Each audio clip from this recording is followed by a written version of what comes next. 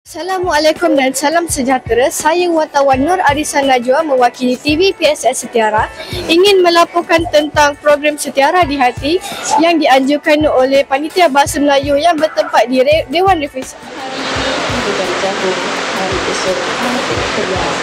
Hari ini kita berkampung meraihkan majlis penuh ceria.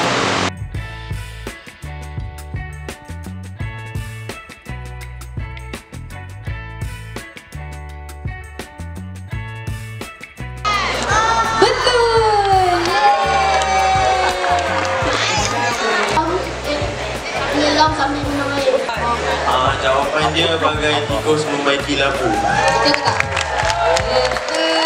Jawapan dia bagai telur di hujung tanduk.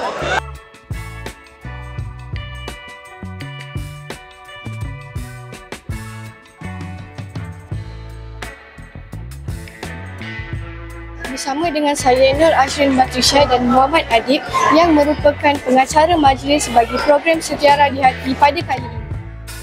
Baiklah, jadi mengapa program ini dilancarkan?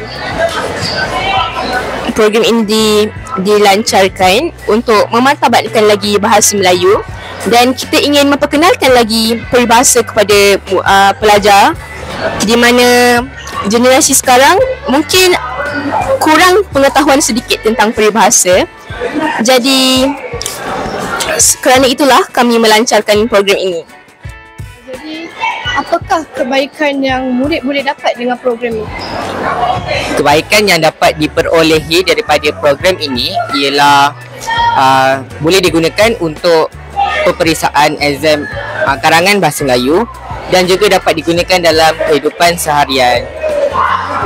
Baiklah, terima kasih atas perkongsian saudara Adib dan saudari Ashrin. Jadi sampai di sini sahajalah laporan saya pada hari ini. Saya Nur Arisan Najwa mewakili TV PSS Setiara. Setiara sentiasa juara.